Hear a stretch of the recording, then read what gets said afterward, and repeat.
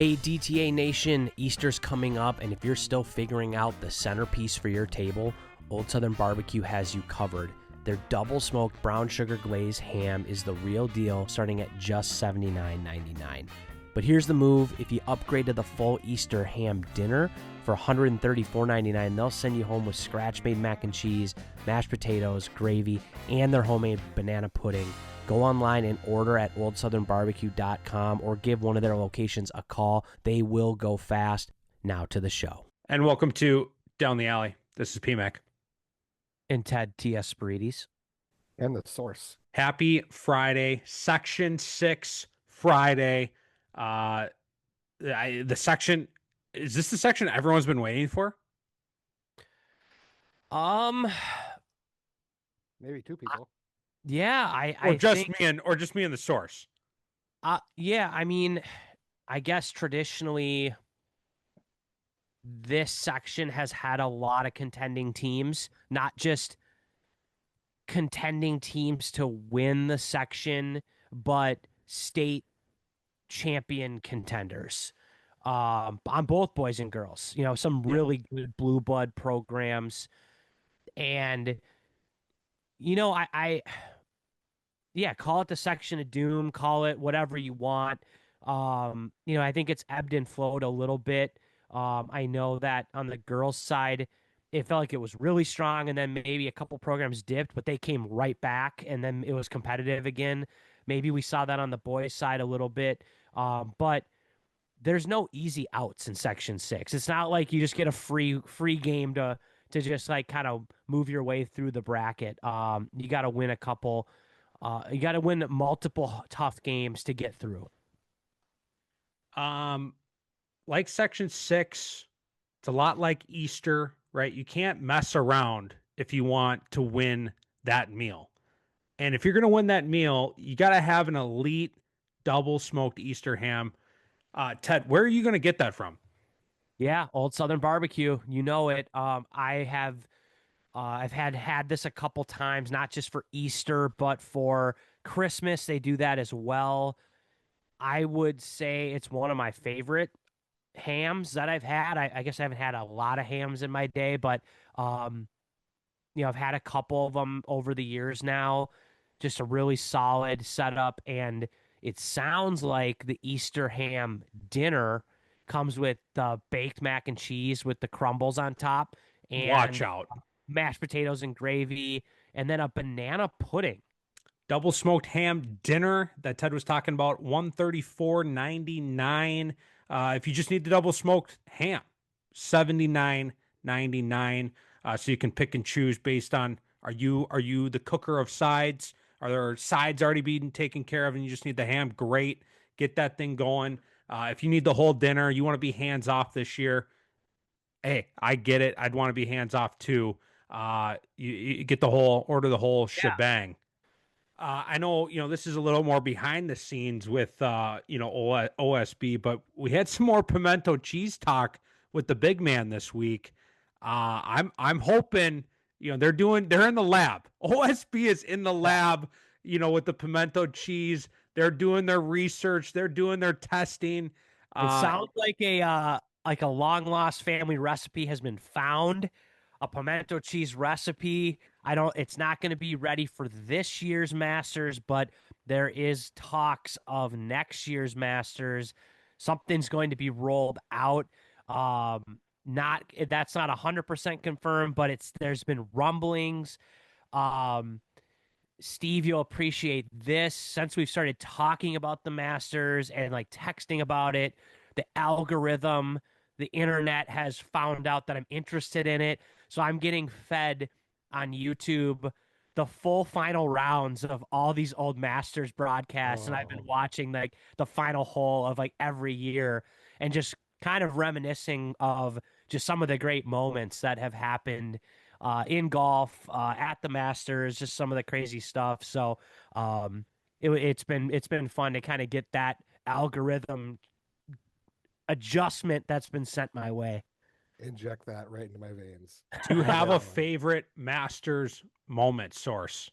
Oh man. I mean, you can go old school, 86 when Jack won when he was 46 and the Bear was, uh, basically not retired, but at the end of his run, came back, epic final round, 65, shot 30 in the back nine.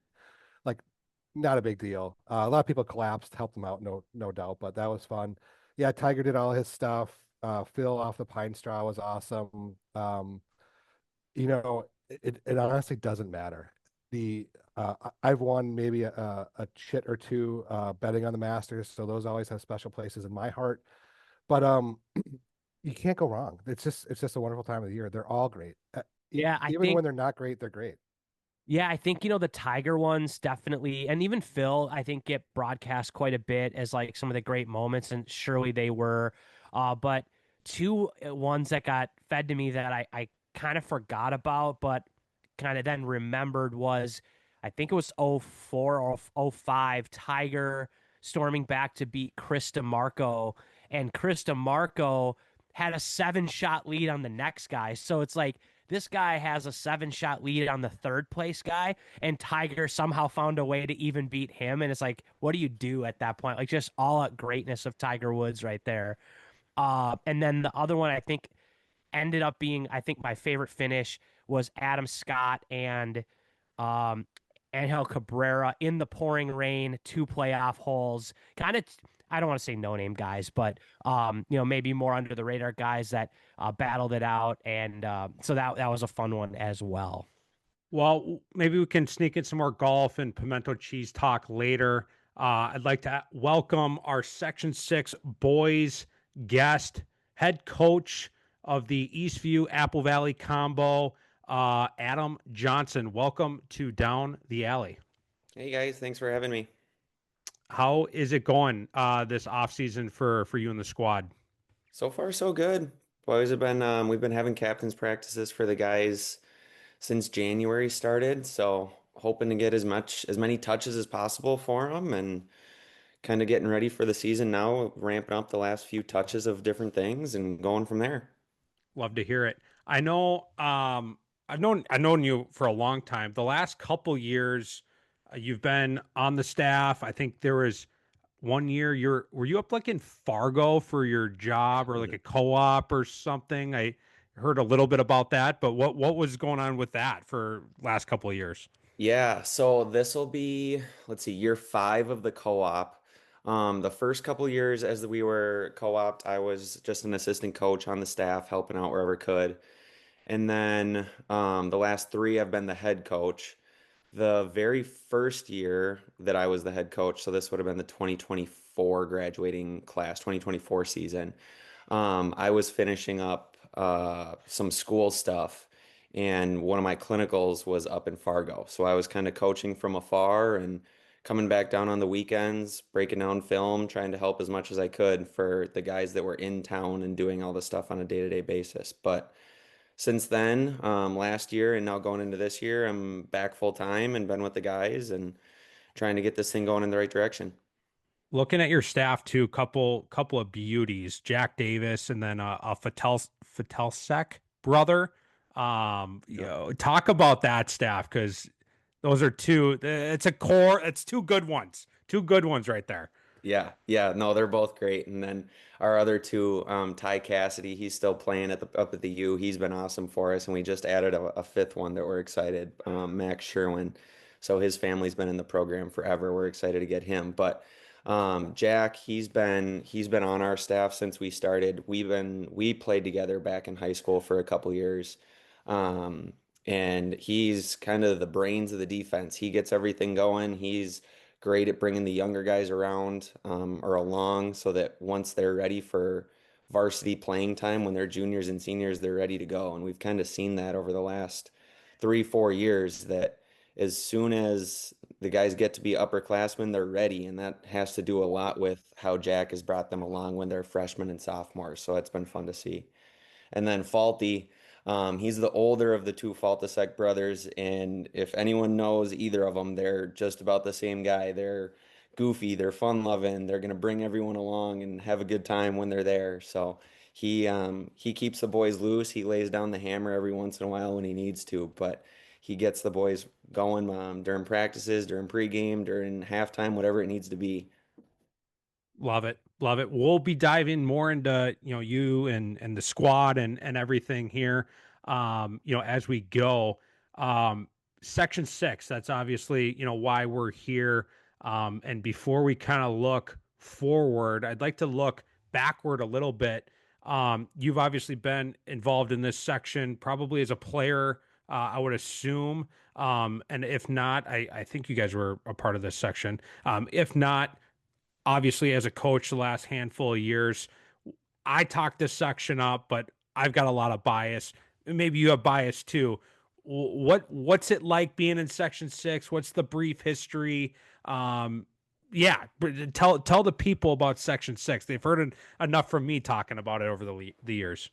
For as long as I can remember, Section 6 has been murderer's row. I think every year it feels like there's at least 3 or 4 teams that have gotten top 10 votes at some point throughout the year that are battling to get out of here. So whenever section rolls around, it doesn't matter kind of what seed you are. It's just who's playing the best at that time of year. And we've seen it the last handful of years with Prior Lake being a perennial contender, Edina winning it last year.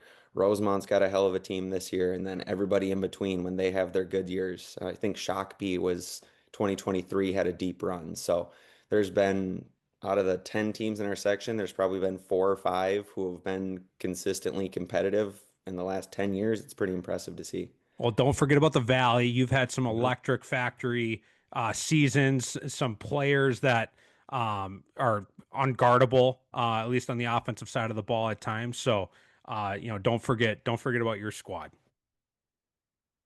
Yeah, we've had a bunch of good guys over the years. We've been lucky. We had a couple year run where we were littered with guys that went and played at the next level. So that was a lot of fun to coach and see those guys. Whether it was, Sammy Arndt is kind of the first one that come to mind. I think he still has our goal scoring all time points leading record. So he was one of them. Alex Gilbertson, Connor Colson, Carter Harris, Tyson Bell, guys up and down the lineup. I'm sure I'm missing guys too that have been a lot of fun and helping us be relatively strong, pretty strong in team over the last few years.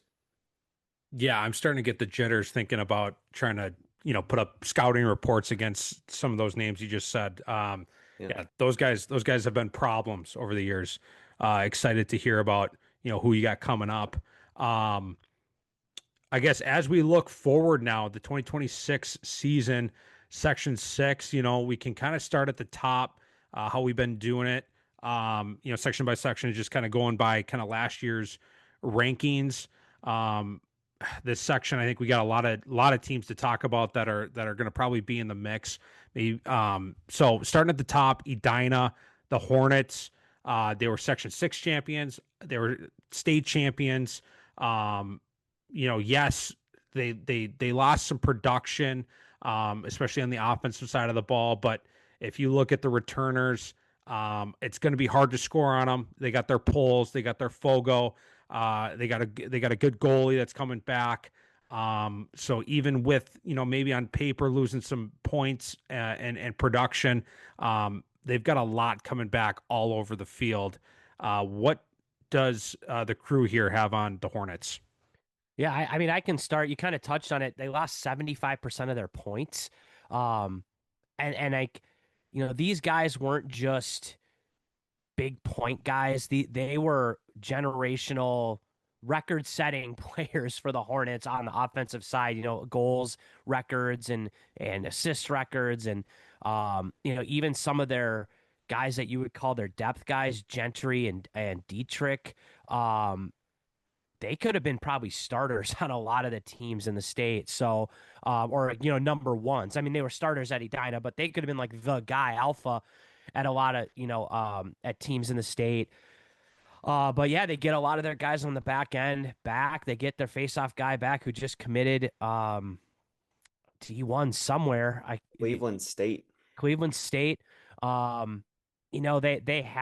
well coached, and I think something we've seen over the years with teams, like when they finally break through and win the state title, it kind of sets the next guys up for sort of where the bar is. Like you might not have maybe the name brand guys, but like the standard just gets raised and they kind of know what they need to do to win. And of course, they're well coached, their staff is intact.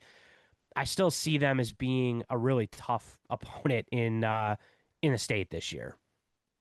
Yeah, Adam, anything else to add on the Hornets? I think Ted kind of hit the nail on the head. Their defense is going to be intimidating to play against this year. I know a couple other guys. They've got a couple guys moving into Edina from coming from different schools that are probably going to play a pretty big role right away. So look for those guys to have an impact right away. But just having so many guys to choose from. I was talking to someone who's playing with them this upcoming year. He's going to be a sophomore with their program, saying that they're going to have upwards of 80 plus kids to choose from at tryouts. So whether that's upperclassmen heavy, underclassmen heavy, whatever it is, that kind of development over the years and buy-in from those kids is going to be healthy and hard to beat. Not going to be an easy out for sure. The number 2 seed last year, who's also proven to not be an easy out, Eden Prairie. They just graduated a generational group of defensemen, a bunch of what seemed to be 6'2", 215 type guys, lanky, covered a lot of field, and just as much as what they maybe graduated on the field, big coaching change. And Coach Ward, I think it was 19 years. That's the number that's sticking out to me. I don't know if that's the correct number of years he was the head coach there. Sorry if I got that wrong, but regardless, had been there a very long time, leading that program as the head coach. A new staff coming in, a lot of experience, former head coach of Tonka, Coach Olivier, is in. So, a lot of graduation, especially on the defensive side of the ball, new staff coming in to, help reload. EP, what do we got on them? I think the first thing that jumps out to me on that whole team is Will Kukla, the goalie. He's someone that I've coached for a little while now in the past, and now just watching him at Eden Prairie, and he is a difference maker. You see his name all over the social media posts of all these tournaments and teams that go on throughout the summer. So if he's in net, that defense is going to be sturdy. And I think similar to Edina, they've got pretty solid development, and Coach Ward set them up for success going forward. So yeah, they lost a lot too, but I'm not going to take them lightly at all with what they've got remaining. Yeah, as I agree. As I dug into Eden Prairie, they lost their starting D, they lost their starting goalie, but as you just said, they have someone ready to fill that slot, so that's taken care of. But they get their Fogo back. They lost number 1, number 2 in points last year to graduation, but 3, 4, 5, 6 are back. So and they get 2 LSMs back. I would assume one of them maybe moves to close. So they have some experience and some guys returning. Maybe it wasn't their top guys, but there is a core of experience here that I guess originally going into this dive into this team, I was not expecting to see that. I thought they were just on a full reload situation or rebuild situation, but it doesn't look to be that way. There's a core there, and like PMAX said, a former state championship winning coach from a few years ago is taking over the program. So I think maybe there'll be a little adjustment period, but then by typical Eden Prairie, by June they're going to be Eden Prairie that we always know and love. The number 3 seed last year, the Irish of Rosemount, a now hockey town, making the state tournament in hockey for the first time in 30 years. Hopefully for them, they can go on a run.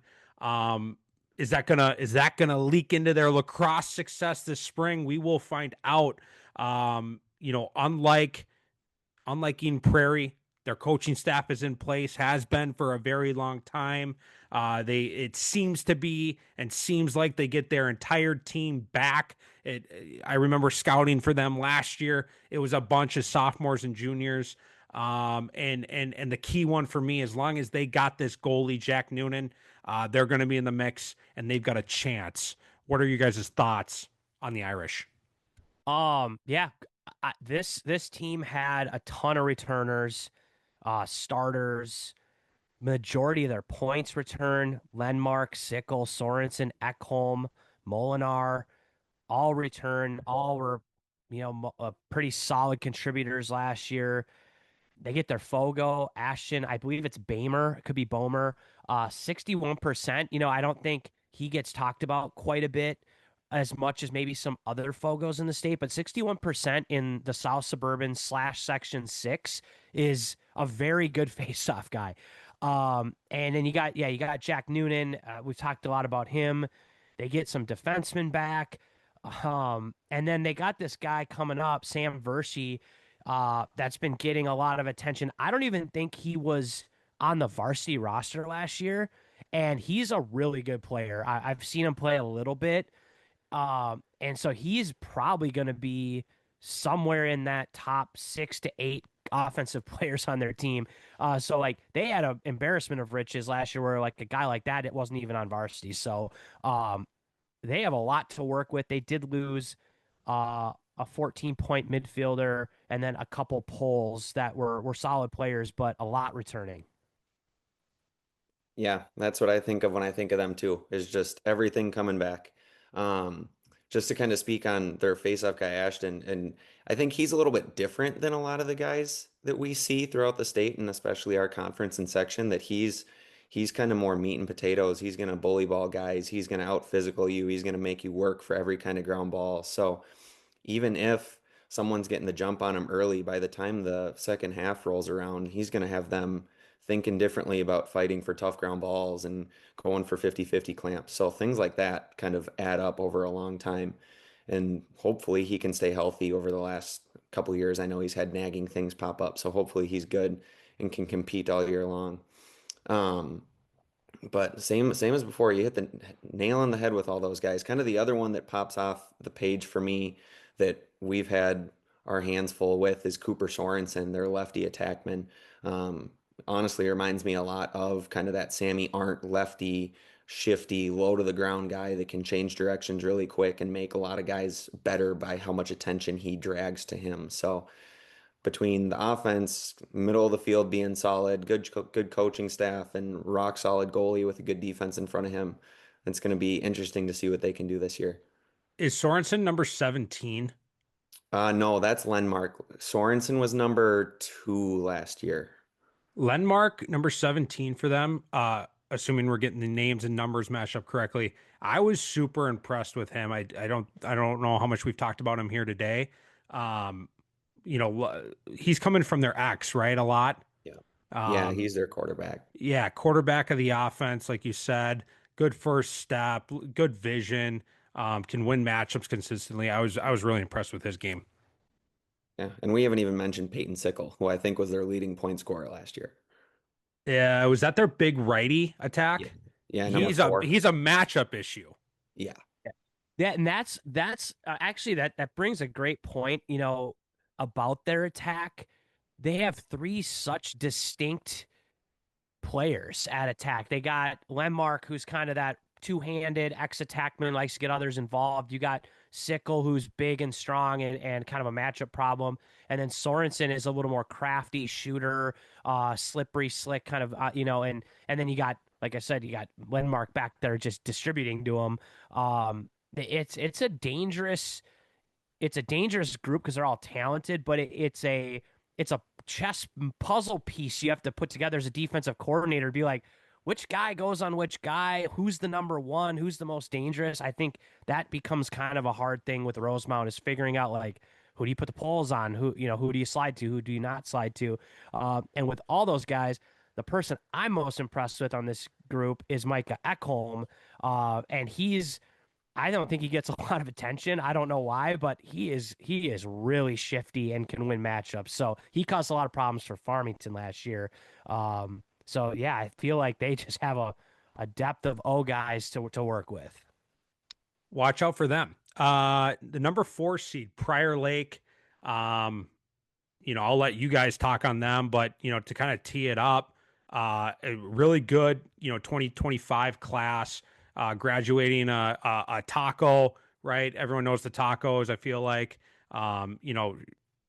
dynamic offensive player. Wozni and Dietrich, a couple of, quote unquote D mids, but guys who played, two ways, especially, they're later in their careers. Going to be really hard to replace them at that D mid spot. And you can't forget about Tushy and Evan Peterson. Tushy was a 4-year contributor, 3-year starter for sure.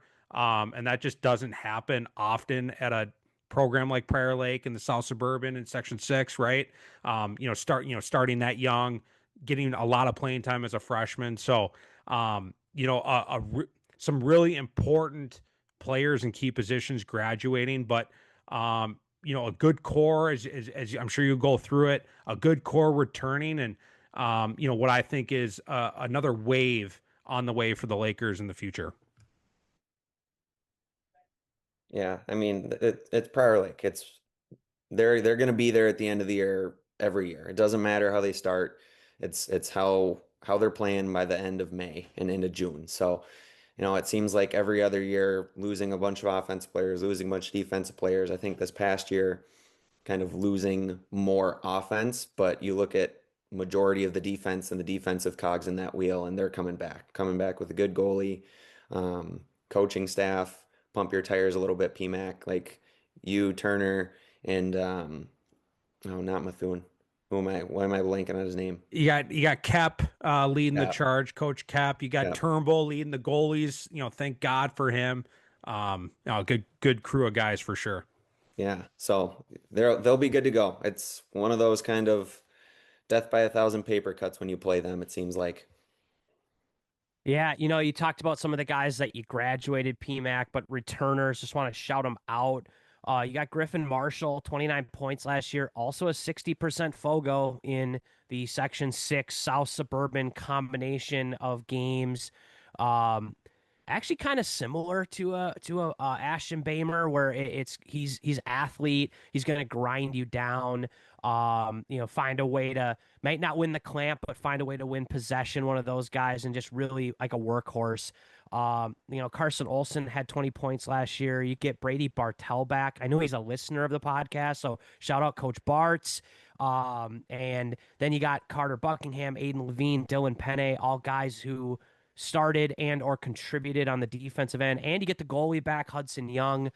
So there is some core group of guys to work with that all, were solid players last year to, maybe fill the shoes of some of those other guys that you lost.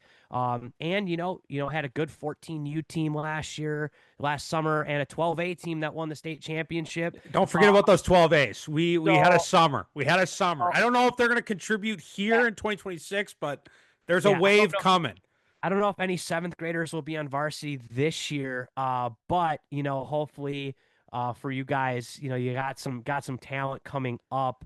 But like Coach Adam said, a good culture, a good standard, always prepared, and you guys are gonna find a way to maximize what you got to work with. And you guys gave Edina one of their toughest games of the year last year, and I think, again, not an easy out. Even if you're a 4 seed in the section, it's a tough game to get through Prior Lake. The 5th seed last year, Jefferson, and another big storyline in Section 6 here, and company in my notes. Kennedy, they've had a combo last handful of years, call it, with Burnsville. They're going to be joining Jefferson now. I believe they're going to be called Jefferson Lacrosse. It'll be a Jefferson and Bloomington Kennedy combo, which good timing for this, in terms of, Jefferson graduating some, all-time players, a strong 2025 class, from a lot of these programs here that we're talking about, losing, a player in Graf, Howat, Whammer, a guy that we know very well, one of the more underrated two-way middies. Morrow, another guy we know well, had 27 points. and lost lost a defenseman too. Did they graduate a goalie, or was that 2 years ago? That was 2 years ago. Comstock, their goalie, is back. He's only a junior. But I think the big storyline with Jefferson here is they got their Fogo back. Yep. 80% last year And how many points did he put up? and 43 points. Yeah, the Was kid's it a grinder. 13? He plays about games are 48 minutes, not 60. So what? He plays 46 minutes. 46 minutes of the 48. And I probably should just adjust my notes and not even say 80% Fogo because he's not a Fogo. He has 80% face-off percentage and he plays midfield. He's a three-way midi, going to Loyola, I believe. So pretty big time, commitment there. After that, like you talked about, they lost a handful of their next point scorers, so they're gonna have to figure that out. We get a couple deep holes back, but you know this this combination with Kennedy Burnsville and the consolidation of teams, they inherit Jack Vodovnik, senior goalie who was 68% save percentage last year. They only had 8 games on Laxhub registered. 190 shots on goal he took in 8 Lot of rubber being seen here. games. Yeah. So He's been getting playing time since 8th grade. yeah. And so you got him, I'm sure there'll be some sort of competition for the spot because they have a goalie, a current goalie as well. But, throw Vodovnik now into a team that gets 3-4 starting poles back. That back end plus the faceoff guy, they might not need to score a lot of goals. They might only need to score 5 goals a game. So they have key players in that in key positions. They also get one of our guys, Team 36 shout out, Gino Erickson, lefty shooter attackman from Kennedy. If your Fogo is winning 80% of the draws and pushing fast breaks, get it to the lefty shooter. He's probably going to be able to hit some shots. So Jefferson really interests me this year because of this co-op that maybe there's not going to be as big of a drop as I maybe had thought. Yeah, and then just going off of the goalie and returning defenseman, Jefferson always seems like they're going to beat teams 6-5 and 5-4. So this isn't going to be new to them in terms of how they're needing to play. It's not going to be some team that scores 15 plus goals a game and now they have to deal with 5. They're comfortable playing this way. They do it every year. It messes with almost everybody they play, it seems like, where they're going in against X, Y, and Z team who's got all these high point scoring guys, and then they show up, they play the game, and they lose by 1 or they win by 1. And it's this low scoring defensive battle about ball control, and they're good at it. Yeah, their face-off guy is a difference maker because, like we keep saying, that 80% number plus what he does on top of it and everything in between is pretty impressive. And for what it's worth, they won one of the off-season high school A division tournaments. So, that goes to say that they're working. I kind of just caught what they were doing from a field over and was pretty impressed after some thoughts, kind of like you were saying, Ted, of like, oh, they might be down, but after just kind of glancing over at the field, I was like, whoa, all right, they're not anything to look away from. Yeah, and I probably should say Mason Van Brunt is the name of this player that we've been talking about with 80% faceoff percentage. He's not just the Fogo. He is Mason Van Brunt. Want to shout out his name. Credit where credit is due. The 6th seed. I know we're shouting out a lot of seeds this week, but all deserved in my opinion. Shakopee, another storyline. Another curveball here. Their head coach stepped down about a week ago. Sean Pollock, shout out to Coach Pollock. He did a great job over the probably 8-ish years, if I had to guess, that he was leading the charge in Shakopee. When I was a player, Shakopee barely had a program. When my brother was a player, kind of same story. And, around that time, Pollock took that program over and, built it into, something real, right? And they made a Final Four, maybe got a third place in 2023. So he turned this program into something legit. Built up the youth program. Got a lot of buy-in in Shakopee. So shout out to Pollock and his run at Shakopee, and it looks like they're going to be in great hands as an alumni. Another kid that I coached back in the day, Cabe Maskovich, Coach Maskovich, is taking the helm at least on an interim basis. I imagine that's just a temporary tag. He'll earn to get rid of the interim tag and take on that program full time. I assume if that's what he wants to do. So, big coaching change there. I assume this will be a very smooth operation as coach has been involved as the offensive coordinator, for a few years. So should be a very smooth transition in Shakopee. And like a couple of teams that we've talked about, like Rosemount, I don't think they graduated a ton. This team was very young. I think their goalie was like maybe an eighth or ninth grader last year. I think he was a ninth grader last year. He got time as an eighth grader. So they've got some young players still around that have experience. I expect Shakopee to be better in 2026. What do you guys have on them? Ted, PMAC, maybe one of you guys can help me with the name. I know they lost a midi that was, for Yeah, my 2 cents, was unbelievable. yeah, Zach Doctor Mhm. is kind of their big midi. They lost a pole, Max Coles, that was like a starting D, and then their LSM Jacob Lee was a really good player as well. So those, at least from my quick look at the roster, were kind of the notable losses. But like PMAX said, they get three or four of their top point guys back. They're like 28, so they're only sophomores.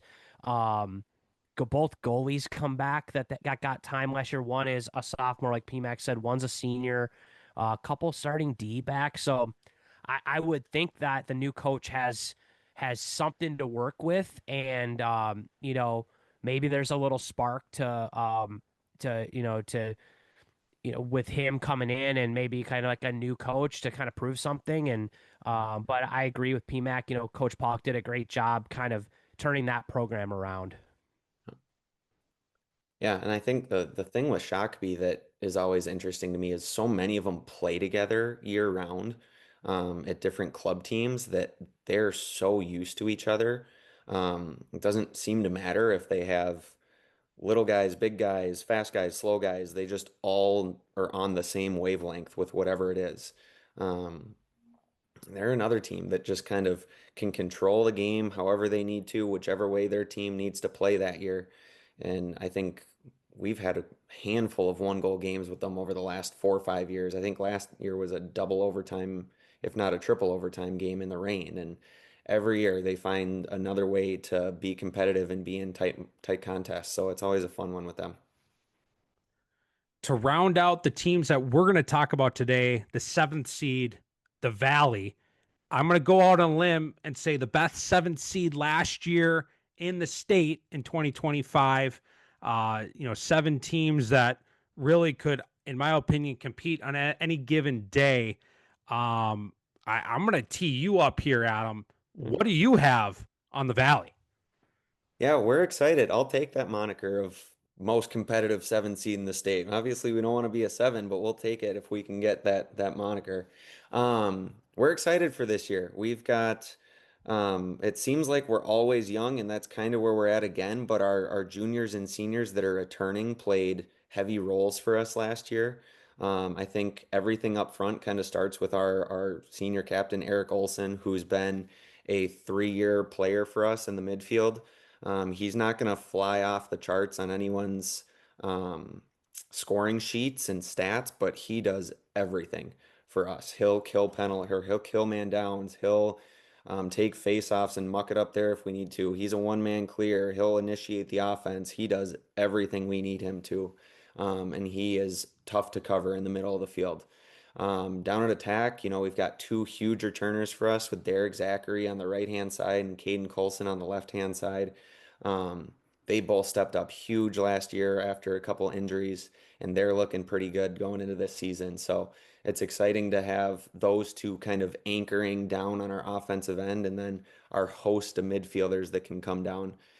That whether it's putting up 10 goals per guy or someone steps up and has a hefty season on the points perspective, we're excited on that front. And then defensively, we're returning almost everything. We lost a pretty important piece in our LSM, Pierce Hanno, last year, but he brought these guys up and is encouraging them from afar to kind of keep things going in his footsteps. So we've got junior captain Finn Kenigsberger to bring them all along at this point, and an exciting other piece is he was an eighth grader that started every single game for us last year in Owen White. So those two kind of anchoring that defensive core and a couple of returning goalies that are going to continue to compete for that spot. So we're 7 seed last year, and we're hoping to improve on it. Awesome. And to round out the section, we've got Minneapolis, Holy Angels. That's it. And that's it with the combo. No Kennedy. Yeah, no Kennedy. That's it with the Kennedy combo. So Minneapolis and Holy Angels to round out section 6. I guess I'm sure we'll talk a little bit more. But Adam, any last words on section 6, the Valley, or anything else as we wrap this up?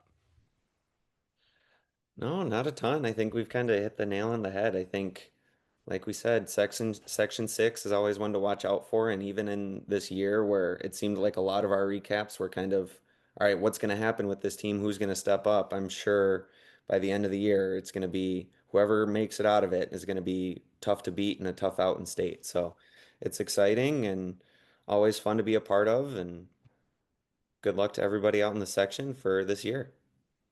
Awesome. Adam, Coach, thank you for, coming down the alley, your time, your, knowledge of the section, and good luck to you and your staff and the squad in 2026. Appreciate it, guys. Thanks for having me.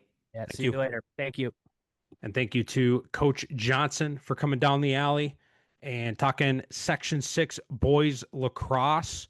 We're going to jump right over to girls lacrosse, Section 6. And our guest is the Rosemount head coach, Coach Kelsey Long. Welcome to Down the Alley. Thank you. Thank you. Kelsey, this is Steve. How you been? It's been a long Hi, time. Steve. I know. I'm good. How are you? I'm doing great. What have you been up to this off season? Well, coaching club, working a lot. My full-time job keeps me very busy. And then I was at Prior Lake captains practices today, so got some fresh Getting your good scouting. On. That's Yep. good. Yep, Mhm. good. Mhm. Good to see that still happening. I'm really happy for you there. That's good. Yeah. Well, great. Before we get into looking forward on Section 6, let's talk a little bit about the history of Section 6. Rosemount, I believe, came into Section 6 in 2022. Is that correct? Yes. So, what was that like saying, okay, we're in Section 4, I think back then, right? 3. Three. And then oh great, now we're gonna move over to play Prior Lake and Edina a bunch of times. We already get to play Prior Lake in the conference, so what was that like as the Rosemount squad?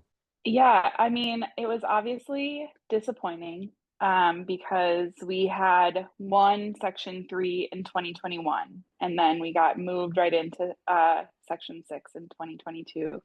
So I think we had an older squad who I think was ready for a challenge like that. But since then, it's been a little bit of a struggle. When you have a lot of great teams in one section, obviously that makes for an excellent team to make it out. And I think Heather has always said this. The winner of Section 6 has a really good shot of winning state, and Prior Lake has been a testament to that as well. Well, yeah, I mean, going back to 2018, Apple Valley Section 6 champion, 2019 Prior Lake Section 6 state champion, 2020 we chilled out for a while, 2021 Prior Lake Section 6 champion, 22 was Lakeville South and Chanhassen Section 1 and 2, but then runners up in 24 for Prior Lake in Section 6 and champion. So first or second for going on 8 years has been in Section 6. So it's not a bit. It's kind of, the metrics are kind of proving itself out that Section 6 is kind of where the state championship goes through, whether it's Edina, Rosemount, or Prior Lake. Mm-hmm. Yes, we're still vying for that championship medal, like some of the others. But I mean, I think when you have a tough road to get to state, that just makes you all the more ready for the competition that you're going to see. Leading into the teams, we go down the list of the seedings from last year, and we'll kind of tee you up because I know you did a lot of research here. Prior Lake was the number 1 seed, 19-0 state champions. We all know that. 9 graduates, led by their top 4 scorers. Laura Knutson was the top point scorer, 35 goals, 64 assists. She's at Wingate, starting and playing right now. Abby Grove, who was kind of all everything almost Prior Lake. She's at Rutgers. She was second leading scorer and also had 127 draw controls. Emmy Maddox had 86 points. And Tally Balzicki with 74 points. So a lot of scoring went out the door. Starting goaltender, what does Prior Lake have coming back? I mean, I think it's tough anytime you graduate that many starters, but the pipeline that Prior Lake has built, I think people will view them as like, oh, this is a rebuilding year. But you know, all of these girls who are at the JV level are ready for that, or the ones who are kind of sitting bench for varsity, they're very much ready. So, you know, I know Brittany Pinkowski, she's back, so I think she'll definitely be the leader for them on attack. She's one of their captains this year and very vocal, is a great leader from what I see. Maddie Ballou, she is a junior midi, and she is one of the fastest players that I think I've seen. So I think she'll be able to kind of up her production this year. I mean, I think she had 61 draw control. So, I mean, she's doing great in that category. I think we'll probably see her goals rise. When I was coaching at captain's practice, I said, you hardly need to dodge. You just beat everybody with speed. So that's a little scary. I'll be curious to know what they do with Holly this year, Holly Baressa. She is a sophomore. I think just got named like a 4-star recruit by US Club Lacrosse and has some pretty big schools looking at her, understandably so. But she was a starting defender for them last year. I think that is just where the holes were. And she was able to step up into that role, which will just make her a better 2-way midi. So I'll be curious to know kind of what end of the field she ends up or all over the place. I think too, Annika Meyer is returning. So that'll be a good one. I remember seeing her in the state tournament 2 years ago. And I was really impressed. I think she came in kind of hot off the bench and was able to do a lot of damage. So she's coming back from an ACL tear. So I think that's a big win for them to have her. Yeah, absolutely. You hit on the big ones. Brittany Pinkowski had 32 goals last year, really deferred to a lot of the seniors. And I've been telling people she could score as many goals as Heather allows her to. I think she's going to really take the reins off and light the lamp. Yeah, Mhm. Maddie Ballou obviously going to Marquette. 61 draw controls, you're right there. She's probably going to lead the draw circle, but they also have Keely Moling, who just today, as we record this, got named the Athena winner at Prior Lake. She's going to Butler. Doesn't score a lot, but she was very happy to do all the dirty work, and she was a ground ball and draw control machine. Especially in the state games, she just sucked everything up. And I told her dad that it was like Velcro was in her stick. It's just the ball came to her and she scooped it, and it was starting to fast break. So yeah, a lot coming back for Prior Lake. But some of the big question marks: losing 3/4 of your offense, starting offense, 3/4 of your starting defense are all playing college lacrosse right now, and starting goalie. So there's a couple of holes for Heather and Jess and Katie to fill. We'll see if they'll be able to do that. I know, I'll be excited to see. Number 2 seed last year was the Rosemount Irish. Another big class for you guys as well. 6 graduates. Your second, third, fourth, and fifth leading scorers graduated. Emma Tyson going to St. Ben's. She had 40 goals, 13 assists, and 47 draw controls. Aubrey Zahn going down at Florida Tech. She was on varsity probably since ninth grade. She had 37 goals and 13 assists. Nessa Karika, who is lighting it up at Northern Michigan this year, she had 30 goals, and Izzy Merzensky, 37 goals also. So a lot of scoring went out the door, but you gotta kind of some people coming in, staying in the door that might be able to fill the gaps. What do you what do you guys what are you looking forward to from your squad this year? Yeah, well, when I was doing my research, I think I like knew that we were kind of rebuilding our attack, but I didn't. When you put the numbers down on paper, I think of those four that you named, they had 144 goals, and we scored 224 goals last year. So that's a lot to make up for. But I think a big piece coming back for us is Izzy Donati. She really stepped up last year, kind of being our facilitator. She led with the most assists for our team, and then I think close to most in points. So she was really an important piece for us because I think that was something that we kind of struggled even to the end to kind of work through having multiple facilitators, but Izzy was kind of always the one that we could rely on. Obviously, kind of the big name coming back will be Abby Harris, coming back from her second ACL tear. She is a twin. Her sister Maddie. They have both torn both their ACLs. Both will be returning this year. Maddie unfortunately tore her ACL right before her freshman season. Abby tore hers during the freshman season, but was able to get 10 games in. And during that kind of short period of time, led our team in, I think, all categories. She was our MVP that year. She was All-State honorable mention as a freshman. Just one of the most tenacious players, driven. If she wants something, she will go get it. So that'll be a good add to kind of help make up for the difference that we had losing all of our wonderful seniors. I'm also excited to get Ella Stacy back. She was in eighth grade midi for us last year, so now she's a freshman. She went out a little bit later in the season just with some ankle injuries, which turned out to be a small stress fracture. So that was a big bummer because she was our speed on the field, especially in the draw circle. She was able to get a lot for us, and I think just as she grows in her career, just that confidence builds, and I think she'll be going to net a lot more often than she did last year for sure.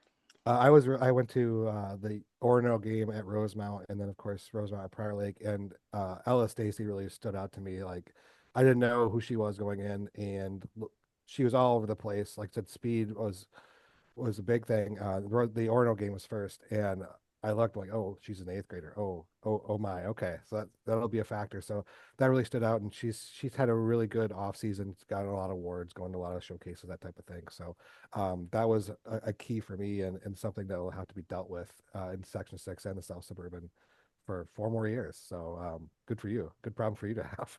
Yes, I'm not mad about it at all. No, I bet not. Let's roll over to the actually Dinah.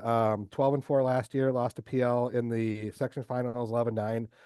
Not afraid to say it. Toughest game that Prior Lake had last year. We were up. Prior Lake was up 11-4, I think, and Edina came roaring back and made some of the parents very nervous, including myself. So, shout out to them for always being a thorn in our sides. Four graduates, led by their second leading scorer, Kaylee Drago Lamb, 58 goals, certainly important, but just a menace on the ground ball and in the draw circle, 72 draw controls, physical player, hockey player, and really, really did a lot for that team. And then also Lyric Busby, who was down in Cincinnati. She was hampered by injuries kind of all year. I think she fought some ankle stuff going on all year, only played 10 games, and really was not up to full speed. They have a couple returners, and you can talk about them. Katie Ewers, she's a 26. She had 115 draw controls, not a big deal. Also 68 goals, and also Surrey Austin. What's your scout on the Edina Hornets? Yeah, I mean, Kat was a big problem for us last year as well. Kat Ewers. I mean, she can place that draw wherever you would like. I think our kind of second string draw controller, Kayla Langstrat, had some decent success with her. But I mean, I know for Aubrey Zahn, she was our primary draw taker last year and would have a hard time with her. So I think she's just kind of she I think what impresses me the most is it's not even like she's winning them, a foot off of her body. Like she is placing them out to the circle and then beating everybody. So I think that adds a little bit of a different element that, you don't necessarily think about when you see a draw taker winning 115 draw controls. You kind of expect it to be those easy ones. And then I know Surrey. Surrey is a great, I would say, like very consistent player for them. Um, Coming into her junior season, she was All-State honorable mention. I think Kat was All-State first team. So I think so. those two will definitely be, I would assume, besties doing it together and making big things happen for them for sure.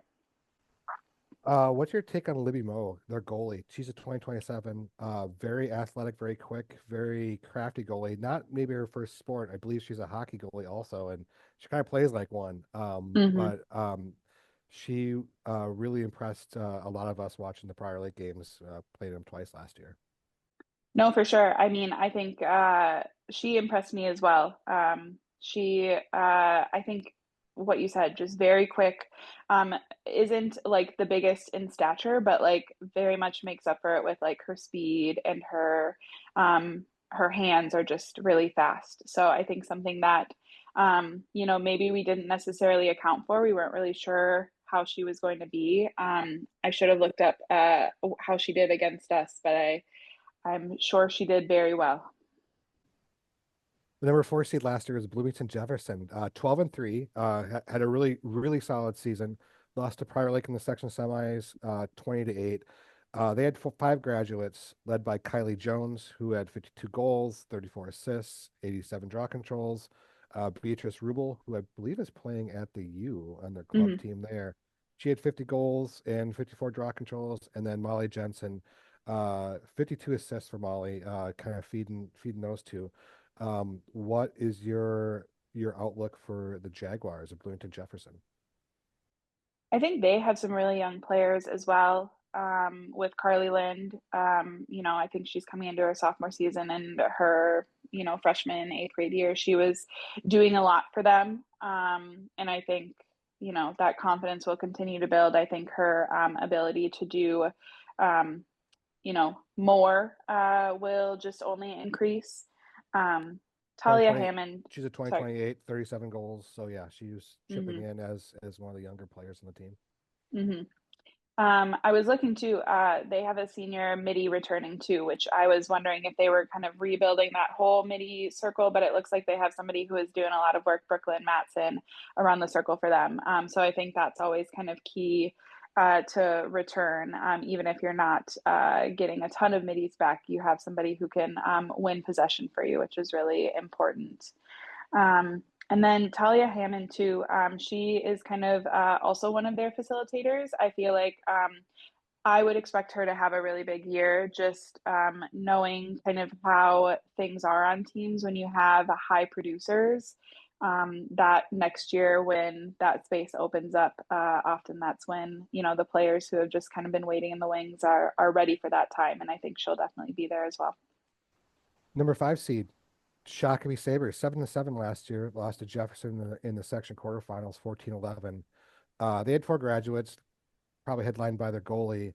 But they got the top 4 leading scorers back. I believe they have a youngster in goal, and I believe they won the much heralded Chillax League in Prior Lake this year.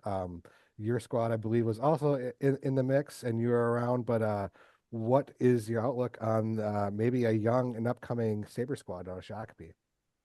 Yeah, I'm excited. I feel like I saw their youth program play maybe like 4 or 5 years ago. It had to have been 4 years ago.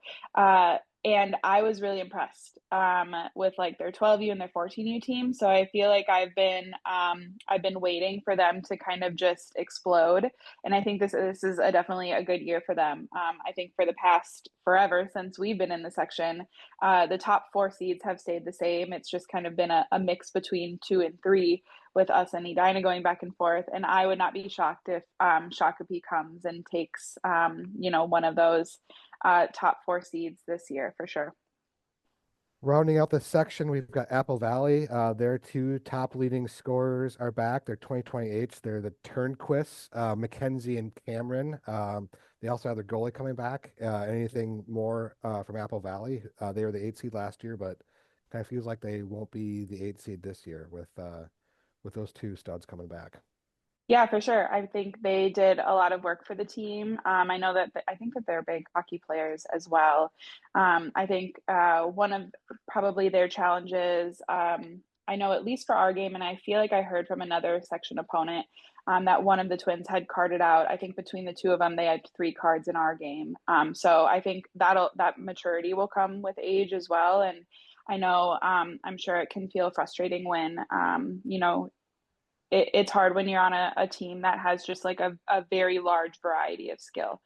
So I think that they'll be able to kind of bring that skill level up on the team as a whole. And hopefully that'll help them help each other.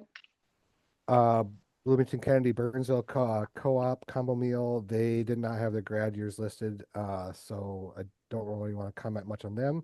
Eastview Egan, they were a spunky squad, I thought, last year, and they're returning a bunch of scoring, 4th, 5th, and 6th leading scorers, but they're all 28, 27, 27, and 29. So young squad. I remember them being kind of plucky. What do you remember about Eastview Egan? Yeah, I think Bryn Bartosh was the one who was kind of doing a lot of work against us. I think she was one of their leading goal scorers, and I think only a sophomore. So I would expect that to kind of be the same this year, if not even more. I know too, they graduated some of, as you said, some senior attackers who scored quite a bit and were helping that offensive production. So I would foresee, their numbers have been growing at ECU Egan. I texted their head coach to see if they were going to get a 3rd team this year, because I think they had like 50, maybe 50, high 40s, 50 some girls last year. And I don't think they're ready yet, but I hopefully in the future, in the near future, they'll be able to do that, because I think that just kind of helps everything in general. Holy Angels, 9 2025s left, and also their coach stepped down. So new coach, might be a bit of a rebuilding year for Holy Angels, and Minneapolis Co-op didn't have their grad years on the hub. So hopefully they'll be back and have a team and be able to compete in Section 6. What are your parting thoughts here on Section 6? I was going to ask you some tough hitting questions. I don't know if I want to do that to you here, but yeah, what are your? I'm ready, Steve. I'm All right. ready. All right. Tell me why the Edina Hornets are going to win Section 6. Well, I think very much like Prior Lake, and even maybe more so, I think Edina knows how to peak at the right time. I think that's where we struggled with them. And they're also returning a bunch of kids who have seen success, who are at that state tournament. So I just think about, the impression that leaves on them. And that just kind of pushes that team to work harder to really understand what is needed to win. And I think Prior Lake experiences the same thing, which only leads to their success as well. I know you asked about Edina, but I think that's kind of what led them to taking that section semifinals game from us as well. So I wouldn't be shocked if they, were the ones making it out of the section either. Tell me why Prior Lake is going to win Section 6. I mean, because they're Prior Lake, because they're great. Yeah, I mean, I think they just, like I said, their pipeline is, I think, the strongest in the state. I don't know who could argue with that. Their B squad wallops everybody, their JV team wallops everybody. So that just means that those girls who are filling the varsity spots, even in a rebuilding year, they're already successful and they already know kind of what to do. Heather and Jess have those, bars set for everybody, and I think everybody just wants to really rise to that. And it's like a really healthy, competitive program internally. So that just makes you better. Okay. Now tell me why the Rosemount Irish are going to win Section 6. I will say we have some pretty solid vocal leaders this year, and I think one of the things that I love, I don't want to, I love my 25s, but I think they played with some hesitancy, and they were very much a fourth quarter team. I think the players who will be on the field a lot for us this year, they are very much tenacious. They're wanting to win. They're wanting the team to push and do better. So I think that will very much help, and hopefully we won't be, digging ourselves out of holes, during those tough games. Sounds great. Kelsey Wasn't very convincing for Rosemount. I like to keep my expectations medium. I know. Hopefully my girls don't get mad at me. All the coaches want to keep the expectations tempered and not give anyone any locker room material. That's great. Kelsey Long, thank you so much for being on the pod and coming down the alley with us. Really appreciate Thank you. Yeah. Yep. Thank you. And thank you to Coach Long for coming down the alley, breaking down Section 6 girls lacrosse. I know I didn't speak a lot, but I got notes on that. Do we want to go girls first or boys first? Let's go girls first.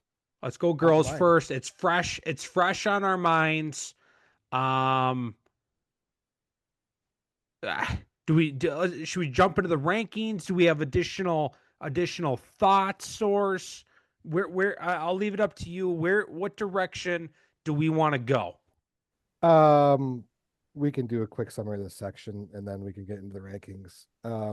We talked about it beforehand, but on lax numbers, and everyone knows I'm a numbers guy. The 3 of the top 5 teams on lax numbers come from Section 6. Prior Lake was 1, Rosemount was 4, and Edina was 5 last year. It's not a joke. It's the state tournament. It was the toughest game. The section final was the toughest game that Prior Lake played. And really, I don't see that changing. The top 3 teams are all exceptionally skilled, exceptionally talented, exceptionally driven, well coached, and are all going to be at the top or near the top again this year. It's going to be then, who lost the most and who has the most coming back. Prior Lake lost a lot. 3/4 of their offense, 3/4 of their defense, their goalie, some key subs. Rosemount also lost a lot, but has a ton coming back, as Kelsey talked about. And Edina, somehow, flying under the radar again, which just seems insane to say, only lost 4 graduates and have just, some outstanding offense coming back. I'm really excited to see what happens. I don't have as much of a vested interest anymore, so I can just sit back and watch and just be entertained. Looking forward to the season and to the Section 6 tournament. Let's quickly start of the section. Couple names that were on the notes here: Brittany Pinkowski from Prior Lake and Kat Ewers from Edina are kind of the 2 notables.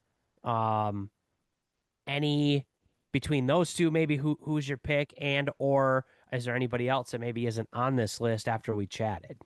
Abby Harris, Kelsey brought her up. She did light it up her freshman year before she tore her ACL.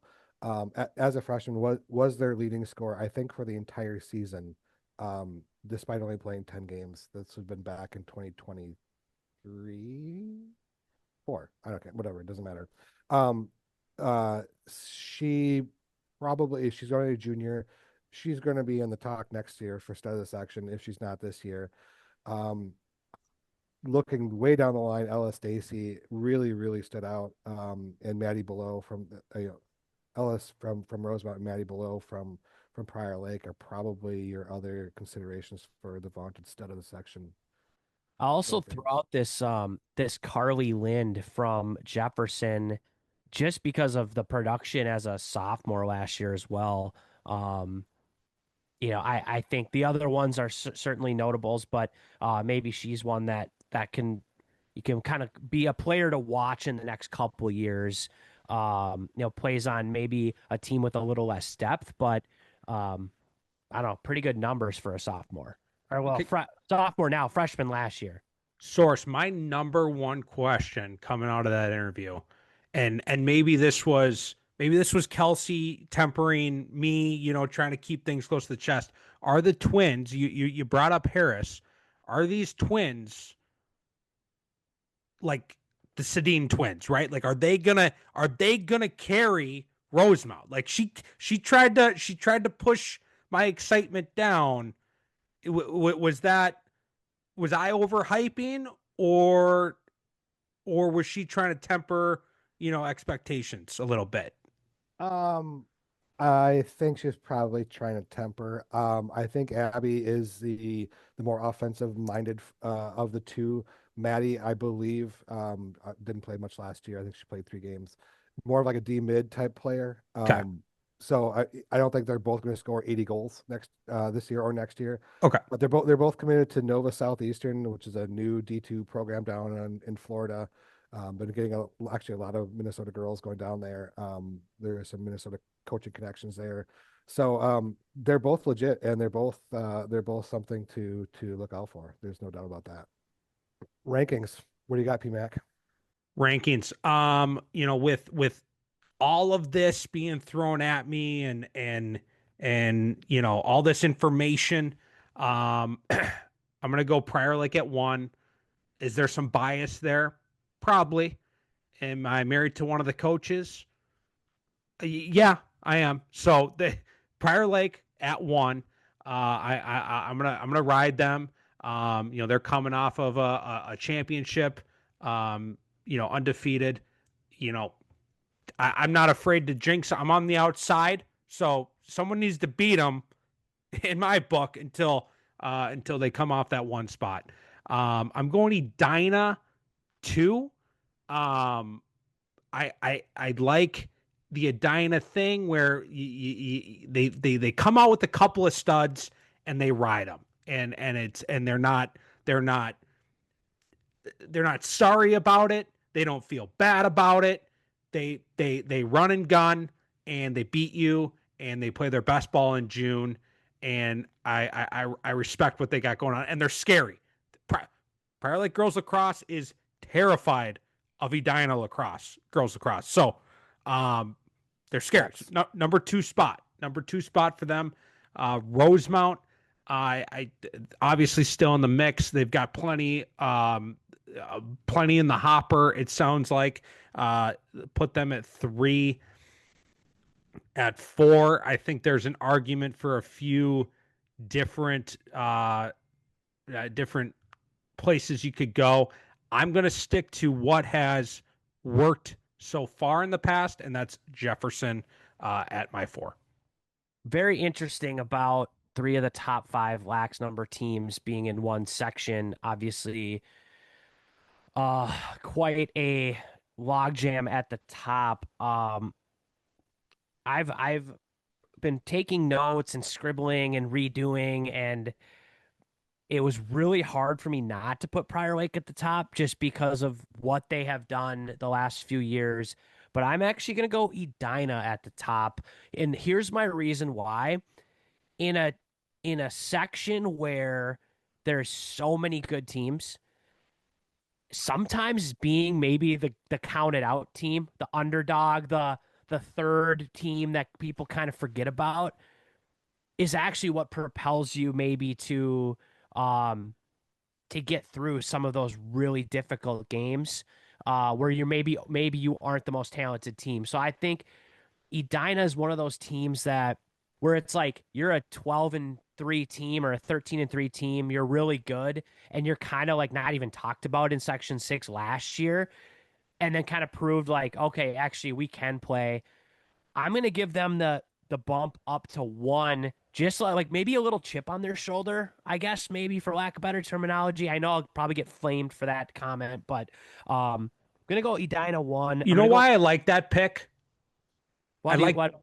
There's one reason I like that pick, and if Katie was here, what does Katie always say?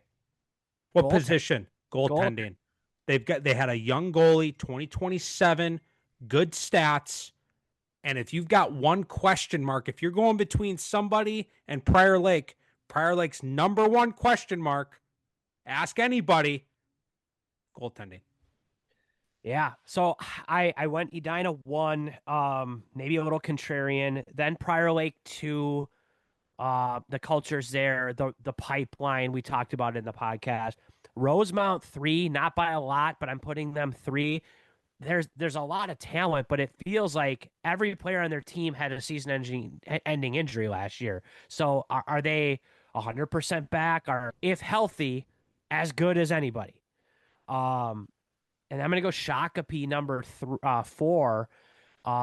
Sounds like a lot of players returning. There is a goalie departure, but maybe another one coming in. Coach Benson there was working with the goalies for BSM 3-4 years ago when they made their title run. So he has some goalie coaching background, can get that new goalie up to speed. I'm going Shakopee 4. He's one of your guys too, isn't he? Yeah, yeah. I've known him since I was like 8 years old. So yeah, give him the DTA bump. I thought about this for a long time, way before we started recording these podcasts, and I was always bubbling up to have Rosemount as one. And then I would think about it, and then like, Prior Lake, they should win it. And then I would think, gosh, Edina is still there, and Edina is the boogeyman, and you know, they just are always, like PMAC said, play their best ball in June. And so I was kind of going back and forth and back and forth, and I thought I'd settle on Rosemount. And I talked to some of my sources in the area, and they convinced me that I'm an idiot and that I'm forgetting about the squad. Who am I? And so I'm going PL1. It is a cop out. It is a homer pick. I don't really care. That's fine. I am going Rosemount too, because they were my number one pick for a lot of this off season. But I'm going Rosemount too. I think they were fired up after losing to Edina in the semis last year. They were the 2 seed. I think that maybe has a little chip on their shoulder, a little bit of a wake up call. They have an opportunity with a whole bunch of young talent coming in that are kind of alphas and ready to fill the void. And then I'm going to put Edina 3, which seems very disrespectful for everything we've said. But it just happens to be the way the numbers play out, and someone has to be the 3rd seed. I think Edina is going to be uber competitive in the section in the regular season, and they could easily be 1st or 2nd here. I am then taking Shakopee as 4. I think there is something brewing in Shako on the girls' side, and I'm really interested to see what happens with them next year, going up from 4. So Prior Lake, Rosemount, Edina, Shakopee. Start of the section, Brittany Pinkowski. Prior Lake, 2026, going to Maryville. She's going to score all the goals this year. And that does it for section 6, girls lacrosse. I thought we were done. I forgot we got boys lacrosse. That seems like a while ago, but it was only like 45 minutes ago. Boys lacrosse. I gotta flip my brain. How many teams did we break down? 7?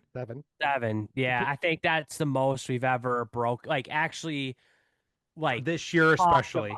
This year especially, but I think ever, like 7 teams that we've actually talked about. And I know that like Adam was on the podcast and he was the 7C team, so we let him talk about his team. I would have talked about Eastview Apple Valley if he was not on the show. Agreed. Yes. Yeah, they were a legitimate 7 team. I know their record didn't show it, but they were they were as gritty of a 3-10 team as anybody. Like a couple bounces here and there, and it's a different story. And they had some injuries as well, and they're doing like 28s and 27. So I agree with you. 7 teams we broke down. I was saying on the girls' side, doing my picks, I was scratching out and redoing. I probably did this one 5 times more than the girls. Um, I have my Do you picks have that yours? I have mine. Because at this moment, I have no clue. So give I me have, give me a direction I know my one. It's 2 I through 7. yeah. I don't know if I have a clue. I think 1 through 7, I didn't have a clue. I Okay. kept going and back and forth, and this was the hardest one we've done so far. But I'm gonna take Rosemount 1. What? Okay, Uh, that's not where I thought we were going to start the party. I had them high. I have them high. I I just think okay. um, Set the tone, Ted. and Coach Clem is gonna. I'm gonna get a text from him at 5:01 a.m. tomorrow when he listens, or the next day after this recording when he listens to this. With saying like, "Hey, thanks for the motivation." They get so many players back. Just the continuity of nearly their entire varsity team is back. So Rosemount is 1. Edina will be my 2. Um, they say defense wins championships, and they have the defense. They're well coached. They're defending the title, so they're not going to go down easy. But you lose 75% of your scoring. Now, does that mean there's not a guy coming up? No, that doesn't mean that. Luke Seaman, who's a senior this year, who was part of that great offense, he's going to be completely fine taking over all the alpha reps. So he's a super good player. I guess it just kind of comes down to like who's next up. I don't know. So Edina, number 2. I'm going Jefferson, number 3. Because you're an alum. No, actually, I thought they were dead in the water, and they have one of, if not the best, they have the best faceoff guy in the section, and then maybe arguably the best goalie in the section. I mean, the Rosemount goalie's great, the Edina goalie's great, but Vodovnik is great too, and I've seen him take over games personally, and I he's going think to we're see a the lot. only two that actually know this. That's the thing. Yeah, it's gonna be interesting. And they have their previous starter is still on their roster too. Yes, They have a two-headed monster in net. Like yeah. things could get weird. And they have they only lost 1 poll from last year, and they had a good defense. And so yeah, I think they might struggle to score a little bit, but they've never been a team that wants to run and gun. So I'm going Jefferson 3. I feel like they picked up some guys in the transfer portal here that are gonna really help them. And Coach Cater, former goalie, maybe he still plays some men's league goalie. I don't even know, but he's gonna have a defensive game plan. Vodovnik's gonna see about 50% less shots a game, which would be good for him. Maybe not. I don't know. Maybe it's better to just see more, right? But yeah, Jefferson 3. I digress. And I'm gonna go Prior Lake 4. Really not any knock on Prior Lake. I just didn't know. I just kept having to put other teams above them. They have some good returning talent. There are some question marks on some of their defensive personnel, some D middies. Maybe they're scoring. They lost their number 1 scorer, but can't count them out. So almost had Valley there with their young core, but I'm going to defer to Prior Lake, just maybe more experience. But gosh, you could sell me on pretty much on any of these teams in this section. No offense taken on any of that. So, Source, I'm going to kick it over to you. So I was listening to this. I was coming in pretty open-minded about this, which is another way to say I didn't do a lot of research on the boys' side. And I was writing down notes and arrows and lines, and the most up arrows I had was for the Rosemount Irish, and I have them as my number 1 seed also. It just seemed like the most positives were coming back, and they lost the least amount going out. So I got Rosemount 1. I have Edina 2. Prior Lake 3, and I have Jefferson as my 4 seed. As we discussed, you could jumble all these names up into a hat and just start drawing them out, and you could make an argument for it. But Rosemount, Edina, Prior Lake, and Jefferson. I guess that leaves me to make some decisions here. My gut going into this was Edina won. So I'm going to trust my gut. They won it last year. Coach Clem, who we're about to hop on office hours with, is on the staff. I'm a believer in Coach Clem. So as long as he's there, along with everything they're bringing back, yes, did they graduate some things? Yes. But Coach Clem is still there. I think he got them over the hump. Edina at 1. Rosemount at 2 for all of the reasons why. Yeah, maybe I'm late to the party. Maybe I'm 3 months late on, maybe I'm going to be 3 months late on Rosemount. So I'm sorry to the Irish. No offense. I think you could go a lot of different directions, as you both have. I'm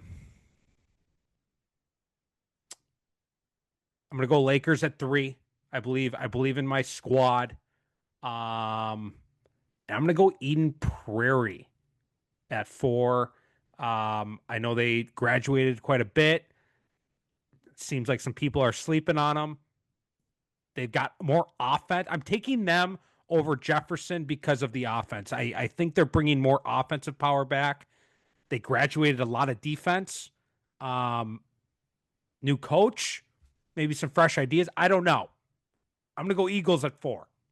Yeah, I had EP on the list at somewhere on the list on my list as well, and I crossed them out, and even Shakopee was considered. This is a wild section of. You've got 3 teams that you got Shakopee, you got Apple Valley, or the Valley, and then Jefferson. Those are the 3 that I personally left out. That it doesn't. None of them sit right.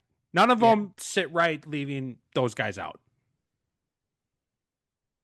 Yeah, I agree.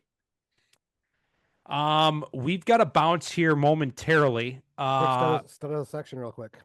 Stud of the section. That is a good question, Source, and we almost skipped over that. Yeah. Man. So talking about Rosemount, they got a goalie who I've been talking about since he's like an 8th grader, who junior? He's a junior. I think he's at least a talking point when you're talking stud of this section. I think he could carry Rosemount to the promised land. Yeah. He's a very good player. I also really like Jack Lenmark on their team. Just a dynamic attackman. You look at Edina, Luke Seaman, he has a missed year because of an ACL, but he was contributing as an 8th grader on their team, and now he's a senior headed to Tufts, I believe. So no big deal there.